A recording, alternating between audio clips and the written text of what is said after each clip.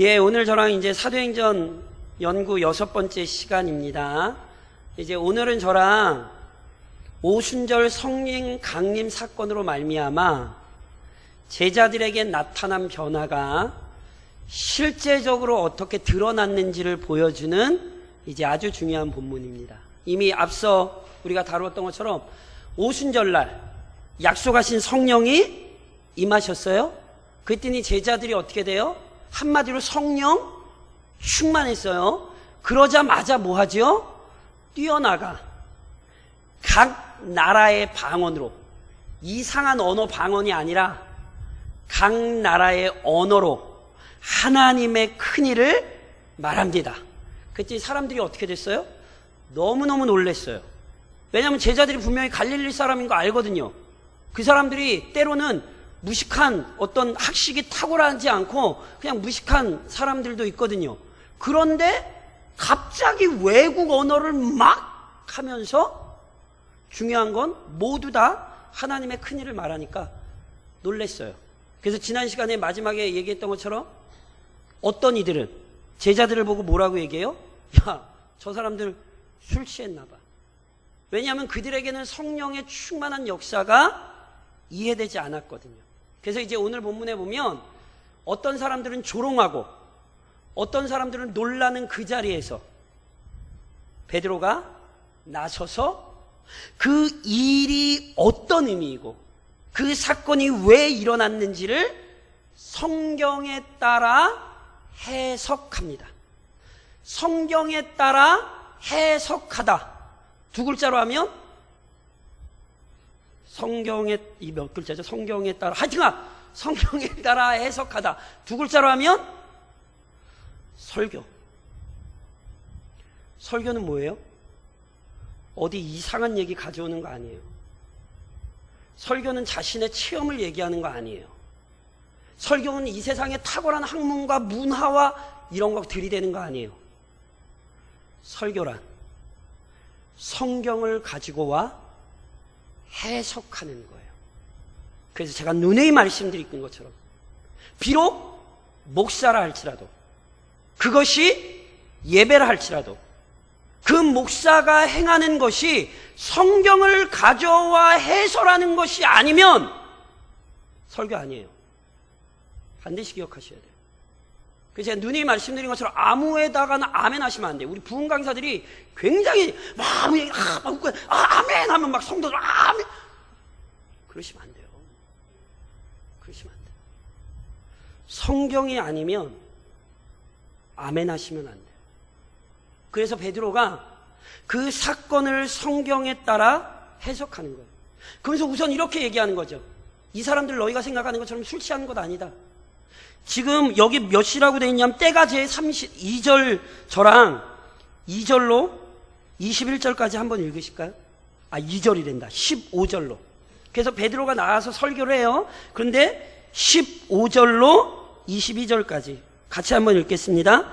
때가 제3시니 너희 생각과 같이 이 사람들이 취한 것이 아니라 이는 곧 선지자 요엘을 통하여 말씀하신 것이니 일러스되 하나님이 말씀하시기를 말세에 내가 내 영을 모든 육체에 부어주리니 너희의 자녀들은 예언할 것이요 너희의 젊은이들은 환상을 보고 너희의 늙은이들은 꿈을 꾸리라. 그때에 내가 내 영을 내 남종과 여종들에게 부어주리니 그들이 예언할 것이요 또 내가 위로 하늘에서는 기사를, 아래로 땅에서는 징조를 베풀리니 곧 피와 불과 연기로다. 주의 크고 영화로운 날이 이르기 전에 해가 변하여 어두워지고 달이 변하여 피가 내리라. 누구든지 주의 이름을 부르는 자는 구원을 받으리라 하였느니라. 자, 보세요. 제자들이 나가서 여러 방언으로 하나님의 큰일을 말하자 사람들이 놀랬어요. 그 중에 어떤 사람들은 야, 저 사람들은 술 취한 거 아니야? 쟤들 제정신 아닌 것 같은데? 그때 베드로가 나서서 하나님의 말씀을 풀어 설교하는 거예요. 봐라, 지금이 때가 제3시가 아니냐. 3시란 오전 9시를 얘기해요. 야, 오전 9시에 지금 이 사람들이 술에 취해서 이런 것 같아? 아니야. 봐. 구약성경 요엘서를 보니까 이렇게 되는 거예요. 베드로가 지금 철저히 성경을 들고 와서 제자들의 행동이 이미 성경에 약속되었던 것이라는 사실을 강조하는 거예요.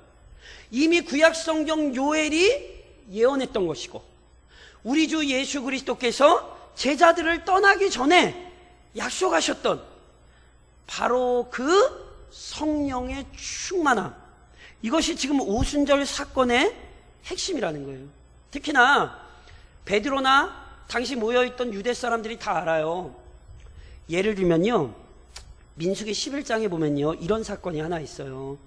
하나님께서 모세의 장인 이드로가 광야로 모세를 아내와 자녀들을 데리고 찾아와요. 그래서 그때 모세를 보니까 하루 왼종일 모세 혼자 앉아있고 온 백성들은 쭉 줄을 서가지고 하나님의 뜻을 좀 알려달라고 묻고 있는 거예요. 그러니까 장인이 그걸 보고 너무 답답한 거예요. 도대체 이게 뭔 난리냐? 그때 이제 모세가 얘기를 하는 거죠. 백성들이 하나님 앞에 묻고 싶은 일이 있으면 나한테 와서 얘기하고 내가 그 답변을 준다고. 그랬더니 장인이, 아이고, 이 사람 왜 이렇게 어렵게 하나님의 일을 감당하냐?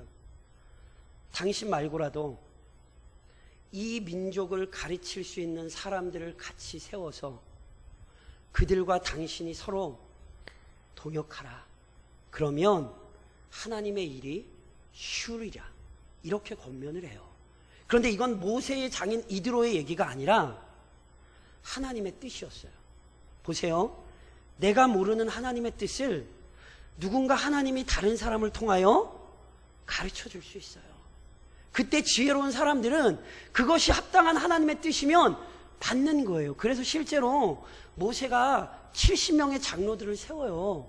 그리고 그 70명의 장로들에게 성경에 보면 충만히 성령이 임하였어요. 그래서 그 충만히 성령이 임하여서 그들이 뭐예요? 막 예언했어요. 그런데 이 70명 중에 두 사람이 모세가 부르는 자리에 안 갔어요. 엘닷과 메닷이라는 자가 그곳에 안 가고 자기 장막에 있었거든요. 놀라운 사실은 모세가 부른 자리에 가지도 않았는데 자기 장막에 있었는데 그 사람들에게도 성령이 임했어요. 그래서 하나님의 뜻을 나타냈단 말이죠.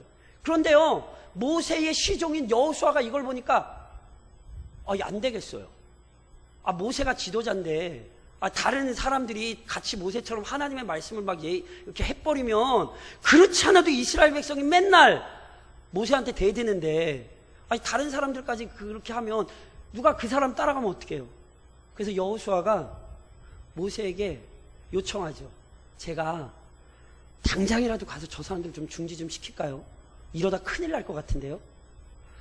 그때 모세가 아주 중요한 얘기를 해요. 모세가 여호수아에게 내가 나를 두고 시기하느냐. 이게 무슨 얘기인지 아세요? 하나님의 사람은 한 명이 아니에요. 하나님의 영이 임하는 사람이 곧 하나님의 사람이에요. 조국교회가 실패한 게 뭔지 아세요? 교회가 하나님의 것인데 교회가 목사의 것이 되고 교회가 소수의 사람이 된 거예요. 하나님은 하나님의 영을 부으사 그의 백성들을 통하여 일하세요. 그래서 모세가 덧붙여서 이렇게 얘기해요. 여호와께서 그의 영을 그의 모든 백성에게 주사 다 선지자 되게 하시기를 원하노라. 모세의 소원이 이루어졌어요? 안 이루어졌어요? 이루어졌죠. 뭐가요? 성령께서 누구와 함께 하세요? 저 사람 이러시면 안 되죠. 성령이 누구와 함께 하세요? 나와 함께 하시잖아요. 모든 하나님의 백성에게 성령이 충만히 임하여 하나님의 뜻을 감당하게 하는 것, 이걸 이미 구약이 예언하고 있었고 오순절 성령이 감긴 사건이 이것을 입증해낸 거예요. 그러니까요, 이건 중요해요. 무슨 얘기인지 아세요? 베드로가 이 얘기를 왜 하냐면 지금 제자들에게 나타난 역사가 누구의 역사예요? 예언된 역사였고 하나님께서 친히 이루신 거예요. 결국 뭐 해야 되는 줄 아세요? 제자들의 말을 들어야 돼요. 제자들이 술 취해서 헛소리하는 게 아니라 약속하신 성령이 임하셔서 그 일들을 이루고 계시는 거기 때문에 이제 그 제자들의 말에 귀를 기울여야 돼요. 이 당위성을 얘기하는 거예요. 그리고 그 제자들의 말에 귀를 기울일 때 핵심은 아까 저랑 마지막 36절 읽으셨잖아요. 오늘 본문의 마지막. 무슨 얘기예요? 하나님께서 예수 그리스도를 통하여 하나님의 구원의 사역을 이미 나타내셨어요. 저랑 22절로 24절을 좀 같이 읽으실까요? 22절로 24절. 22절로 24절 같이 읽을게요.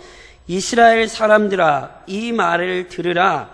너희도 아는 바와 같이 하나님께서 나사렛 예수로 큰 권능과 기사와 표적을 너희 가운데에서 베푸사 너희 앞에서 그를 증언하셨느니라.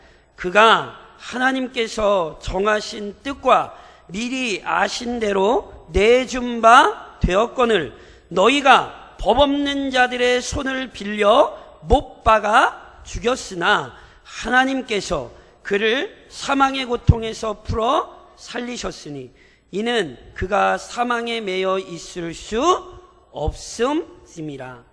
하나님께서 뭐 하셨다는 거예요? 예수 그리스도를 통하여 놀라운 일들을 그들 앞에 명백히 드러내셨죠. 그러니까 하나님께서 예수 그리스도를 통하여 그 일들을 행하심으로 예수가 하나님께서 약속하신 메시아였다는 사실을 분명히 입증하셨다고요. 게다가 유대인들이 죽였어요. 그럼 예수님이 죽고 끝났어요? 아니잖아요. 부활하시고 승천하사 어디 가셨어요? 하나님 보좌 우편에 오르셨죠. 하나님 보좌 우편, 어떤 의미인지 말씀드렸죠. 왕의 보좌 우편은 왕권을 물려받는 자리, 왕권이 이어지는 자리예요. 그러니까 우리 주님이 하나님 보좌 우편에 앉으셨다는 얘기는 우리 주님이 지금 왕의 권세를 가지고 계시다는 거예요. 그러니까 이 세상을 누가 다스리고 계세요? 우리 주님이 다스리고 계신 거예요. 실은요, 베드로의 설교의 핵심은 이거예요. 하나님께서 예수를 주와 그리스도가 되게 하셨다고. 그러니 그분 앞에 너희 무릎을 꿇으라고. 이게 실은 베드로의 설교의 핵심이에요. 물론 자, 본문의 교리를 저랑 몇 가지 살펴보시면 이런 거예요. 본문의 베드로의 설교를 그냥 한번 쭉 읽으면 얼마나 걸릴까요? 뭐 5분도 안 걸릴걸요? 그러니까 보세요. 베드로의 설교가 오늘 본문에 나와 있는 대로 문자 그대로 행해진 게 아니에요. 베드로의 설교는 이거보다 분명히 길었을 것이고 내용도 풍성했을 거예요. 그런데 사도행전을 기록했던 누가가 그 설교 중에 핵심만을 요약하여 이곳에 기록한 거죠. 그런데 그 설교를 핵심적으로 요약하여 기록한 일은 누가 스스로 알아서 한 게 아니라 성경의 원저자는 누가가 아니라 성령이세요. 그러니까 누가가 이 사도행전을 기록할 때 성령께서 누가에게 감동하셔서 누가에게 역사하셔서 꼭 필요한 말씀만을 기록하게 하신 거죠. 근데 특별히 이와 관련하여 제가 거기 교재에 적어놨는데 F.F. 브루스라고 하는 아주 유명한 성경 신학자가 이걸 정리를 좀 해놓은 건데 이 베드로의 설교에는요 초기 사도들의 설교 또는 초대교회의 핵심적인 가르침 4가지가 굉장히 잘 드러나 있다는 거예요. 우선 첫 번째는 뭐냐면 성취의 시대가 도래했다는 거예요. 성취의 시대. 성취의 시대란 어떤 의미에서 성취의 시대냐면 구약은 약속이었어요. 그렇죠? 어떤 약속? 메시아가 오실 것이다. 이게 구약이란 말이에요. 그런데 메시아가 오실 것이라는 약속이 이제 이루어졌어요? 안 이루어졌어요? 이루어졌죠. 그리고 여전히 약속이 남아있어요. 무슨 약속이 남아있게요? 주님이 다시 오실 것이다. 우리에게도 그 약속이 남아있어요. 그래서 실은요 우리도 그 성취의 시대가 오기를 기다리는 사람이에요. 어찌됐건 신약의 핵심은 이거예요. 봐라, 지금은 천국 가려고 기다리는 시대 아니다. 지금 예수 믿어 천국으로 들어오라. 이 말을 바꾸면 회개하라, 천국이 가까웠느니라. 그러니까 나가서 화요일날 차 전도하시면서 전하셔야 돼요. 이제는 천국이 이 땅에 이루어졌기 때문에 빨리 예수 믿고 천국 안으로 들어오시라고. 지금은 성취했어요. 게다가 이게 누구로 말미암아 성취돼요? 둘째, 그리스도의 사역, 죽음, 승리. 그러니까 그리스도께서 행하신 일들은요, 그분이 어떤 분이신지를 너무너무 잘 보여줘요. 무엇보다 그리스도의 죽음, 그리고 부활하사 하나님 보좌 우편에 성취하신 것은요, 예수님 외에는 더 이상 우리에게 구원자가 없다라는 사실을 보여주는 거예요. 그래서 오전에도 설교할 때 말씀드렸던 것처럼 예수 외에는 구원 없어요. 믿으시죠? 이게 우리가 평생 지키고 교회가 지켜야 되는 핵심 교리예요. 핵심 교리. 더 나아가서 사도들의 설교를 보면 셋째, 구약의 말씀을 인용하여 예수가 메시아라는 사실을 증명해요. 굉장히 중요해요. 제가 이렇게 여쭤볼게요. 구약 성경이 좋으세요? 신약 성경이 좋으세요? 예전에 성경 아세요? 예전에 성경 중에 포켓에 들어가는 성경 중에 신약만 따로 만들어 놓은 성경이 있어요. 혹시 아실 거예요? 기도원 옆에서 나온 거. 구약 학자들이 굉장히 싫어했어요. 왜 신약만 그렇게 하냐고. 왜요? 구약이 없이는 신약이 없어요. 물론 신약이 없이 구약의 의미 역시 완전히 이해되지 않아요. 그러니까 성도들은 항상 구약과 신약의 메시지를 병행하여 이해하셔야 되는 거예요. 제가 항상 말씀드린 것처럼 다독 중요하세요. 다독, 많이 읽는 거. 정독 중요하세요. 정독, 깊이 읽는 거.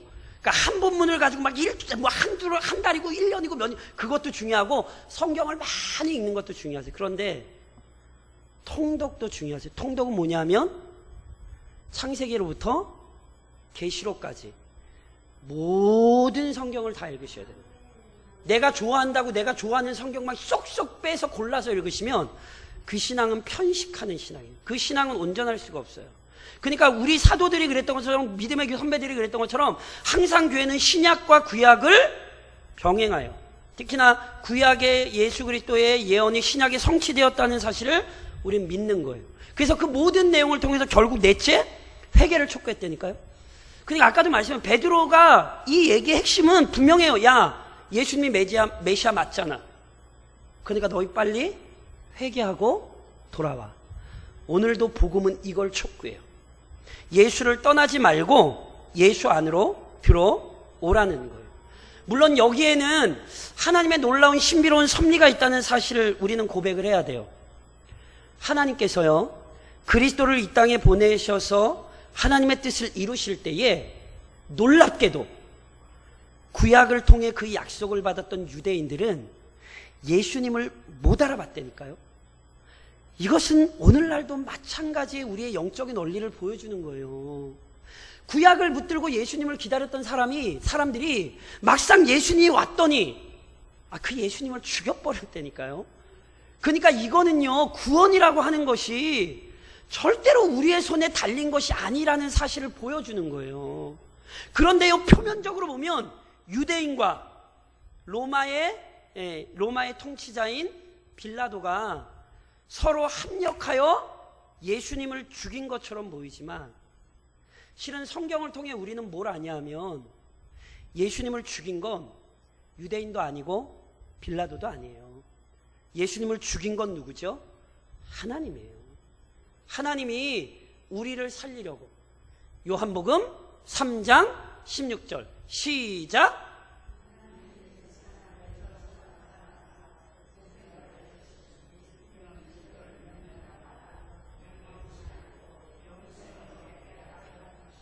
믿으시죠?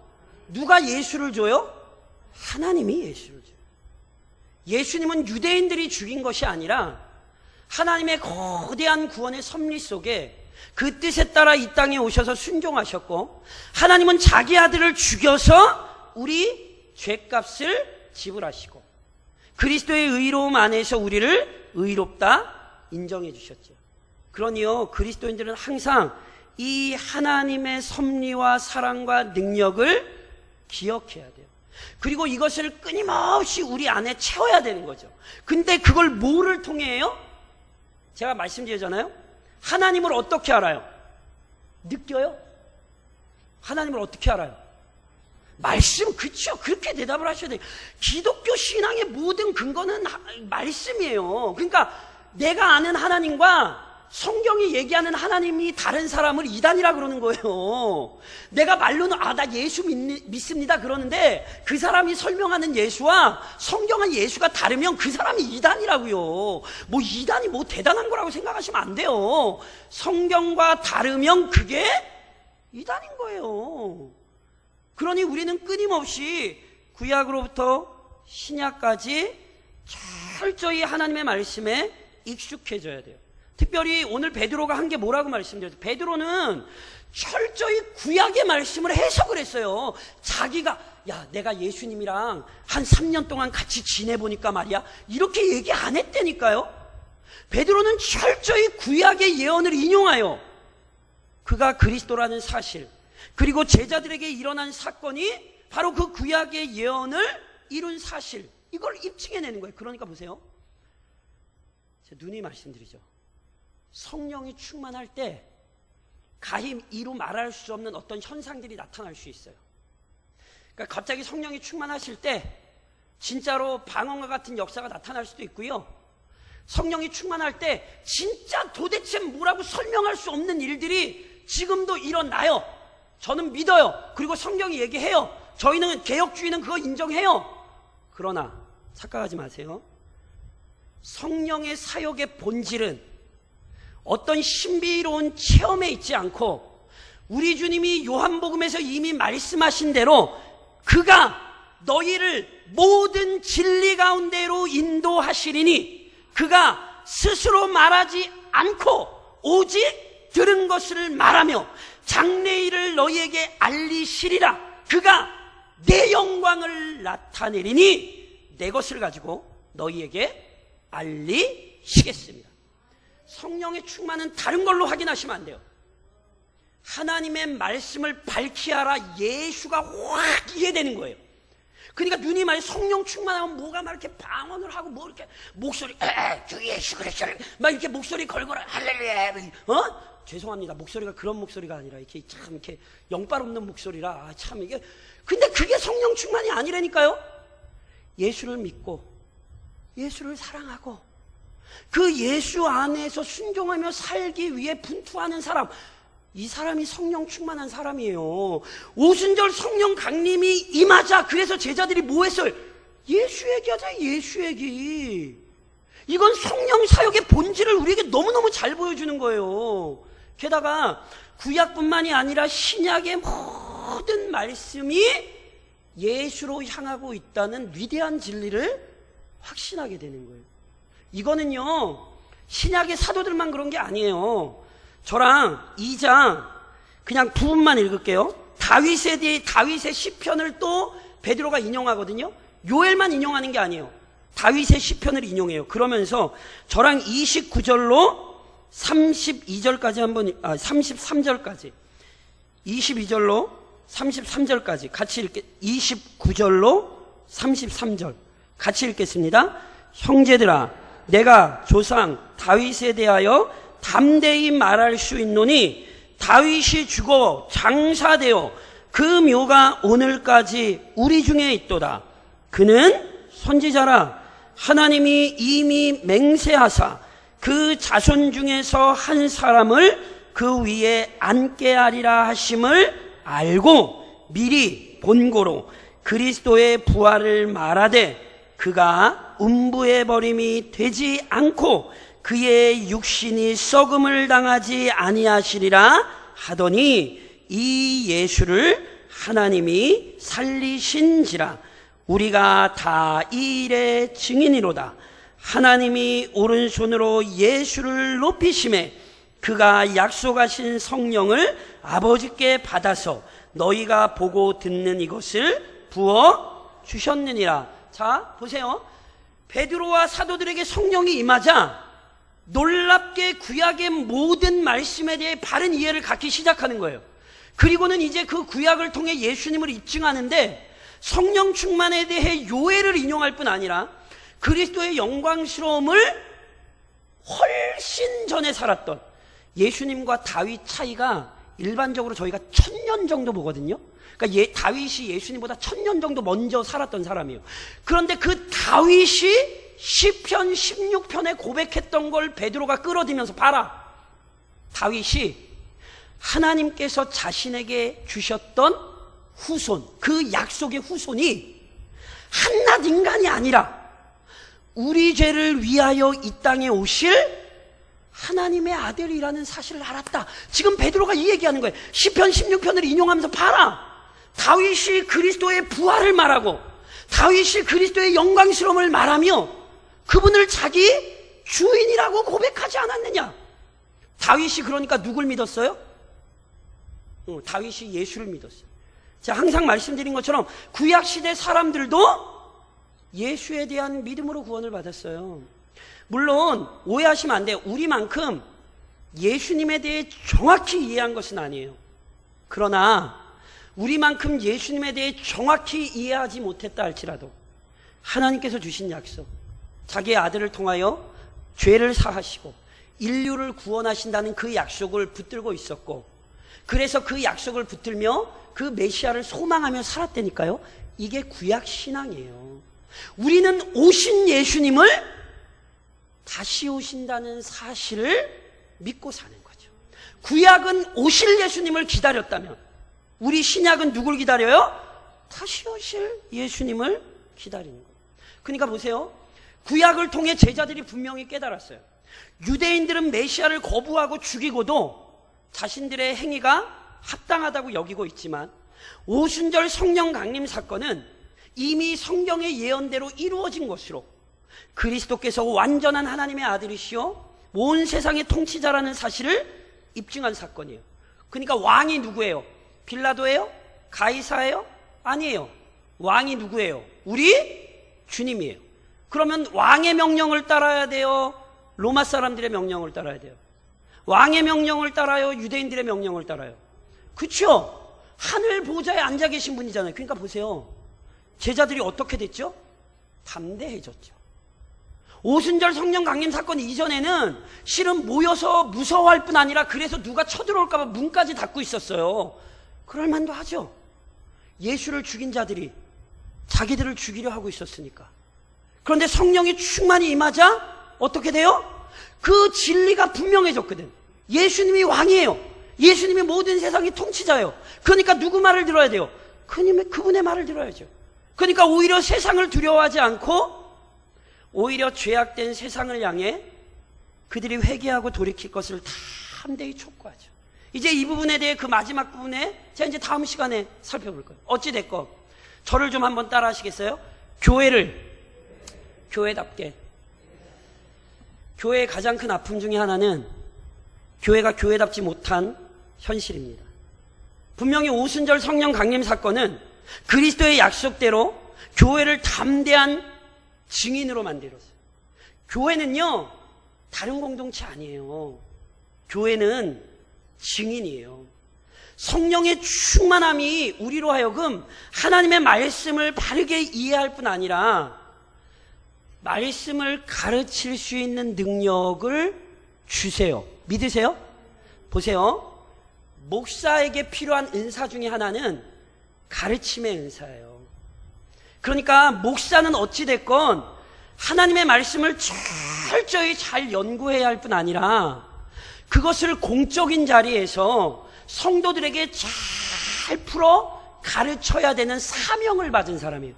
그러니까 실은요, 가르침의 은사가 없는 분은 목사를 하면 안 돼요, 실은. 이건 은사적인 차원을 얘기하는 거예요. 그러니까 내가 목사가 된다라고 할 때 실은 그 사람은 먼저 뭘 확인해야 되냐면 나에게 가르치는 은사가 있는가를 확인해야 돼요.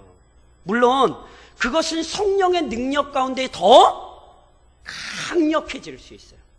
처음에는 그 가르침의 은사가 좀 흐릿할지라도 사역을 하는 과정 가운데에 성령께서 능력을 부으셔서 밑에 내려가면 말은 못하지만 강단에 올라오면 엄청난 능력의 말을 하는 설교자들이 실은 교회 역사상 굉장히 많아요. 그러니까 실은요, 그 주도권이 성령에게 있는 건 사실이지만 예를 들면 목사라면 성경을 잘 풀어 가르치는 은사를 항상 사모하고 가지고 있어야죠. 근데 공적으로 목사가 그러기도 하지만 누누이 말씀드린 것처럼 모든 성도가 선지자요, 제사장이요, 왕이에요. 그러니 보세요. 항상 구하셔야 돼요. 하나님, 내 입술을 좀 주관하셔서 우리 옆집에 누구 하나님 아시죠?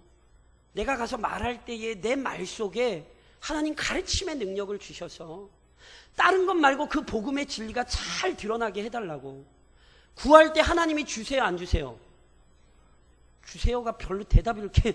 예수님께서 말씀하셨잖아요. 너희가 어디 끌려갈 때 걱정하지 말라고. 너희가 거기 끌려가서 법정 앞에 서 있을 때 주께서, 성령께서 너희의 입에 할 말을 주실 거라고. 이 교회는 이걸 잃어버리면 안 돼요. 교회는요, 딴 거 하면 안 돼요. 교회는 말씀 가르치고 말씀 증언해야 돼요. 믿으시죠? 그래서 이 일을 위해 마음을 모아주셔야 되고요. 예수님 재림하실 그날까지 대광중앙교회는 철저히 성령의 능력 안에 말씀을 풀어 헤치는 공동체가 돼야 된다고요. 만약에 우리가 거기에 마음을 모으고 우리가 거기에 힘을 쓰면 하나님께서 그때까지 우리 남겨두실 거예요, 이 교회를. 그런데 교회에서 가르치라는 말씀은 안 가르치고 이상한 것들이나 하고 이상한 가르침이나 따라가면 성경의 역사와 교회의 역사가 보여지는 것처럼 그 교회는 지상에서 사라져요. 이게 성경의 역사예요. 그러니 특별히 여름 성경학교와 수련회를 앞두고 기도해 주셔야 돼요. 우선은 가르치는 교사들에게 능력이 임해야 돼요. 그래서 교사들이 가르치는 것이 쓰잘데없는 거 가르치면 안 되고, 자기 생각, 자기 경험, 자기가 뭐 이런 이상한 거 가르치면 안 되고, 철저히 성경이 무엇을 얘기하는가, 그것도 성령께서 보호하셔서 그 아이들의 귀가 열려 듣게 하셔야 돼요. 이걸 위해 기도해 주셔야 돼요. 물론 저를 좀 따라 하시겠어요? 성장. 그리스도인은 성장하는 사람들이 절대 잊으시면 안 돼요. 오늘 베드로의 설교가 멋져요, 안 멋져요? 멋지다 그러기가 좀 그렇긴 한. 베드로의 설교는 정말 탁월한 설교예요. 그 얼마나 능력 있고 탁월한 설교였는데요. 이런 설교를 할 수 있다면 우리 설교자들은 항상 꿈꿔요. 그런데 보세요. 베드로가 탁월하게 설교는 했는데요. 베드로는 자기가 설교하는 내용을 다 이해를 못했어요. 무슨 말씀이냐면 요엘서의 예언은 단지 유대인만이 아니라 하나님께서 택하신 모든 백성에게 성령이 임할 것을 가르친 거거든요. 그래서 베드로가 이걸 인용을 해서 그렇게 설교를 했단 말이에요. 근데 놀랍게 베드로도 유대인의 구원이라는 개념에 닫혀 있었고, 실제로 하나님께서 이방인에게 구원의 은혜를 주셨다는 사실을 나중에 살펴보시겠습니다만 사도행전 10장에 가서야 베드로도 깨달아요. 그러니까 이걸 잘 보셔야 돼요. 쉽게 설명드려요? 제가 설교한 대로 살아요, 안 살아요? 편하게 얘기하셔도 돼요. 뭘 그렇게 다 아는. 제가 설교한 대로 살아요, 안 살아요?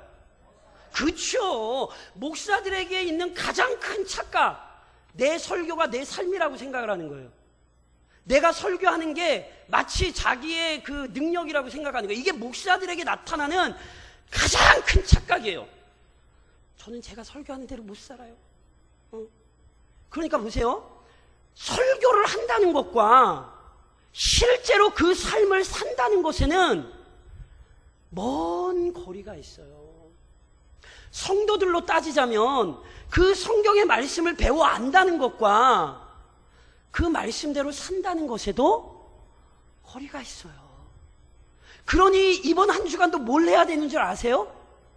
내가 아는 성경 말씀이 내 삶에서 그대로 드러나기를 싸우셔야 되는 거예요.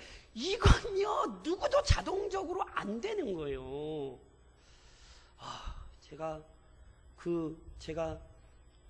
저기 앞에 밭을 볼 때마다 굉장히 신기해요. 묻고 싶어요. 너는 뭘 먹고 자라냐고. 토마토가, 제가 요즘 아침에 일어날 때 가슴이, 심장이 벌렁대요.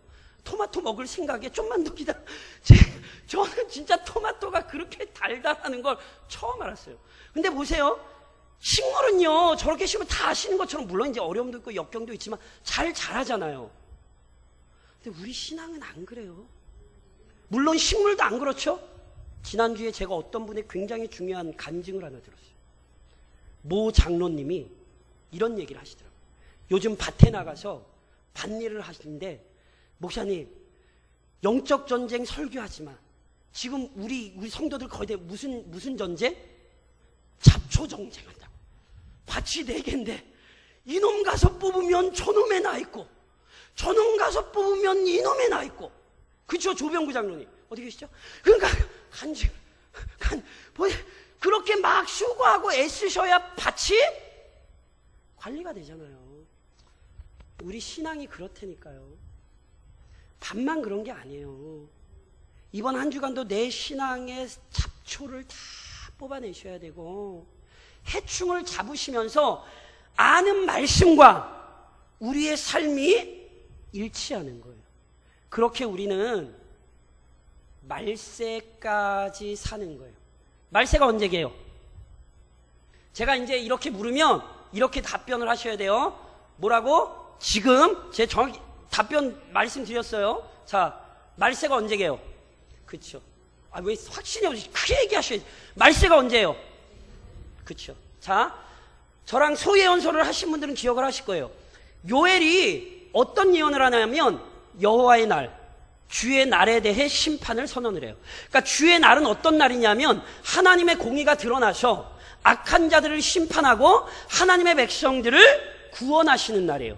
그런데 요엘이 예언했던 그 여호와의 날 전에 어떤 일이 먼저 있냐면 하나님께서 만민에게 성령을 부어주시는 사건이 먼저 있어요. 그러니까 심판의 날 전에 반드시 만민에게 하나님의 영을 부어주세요.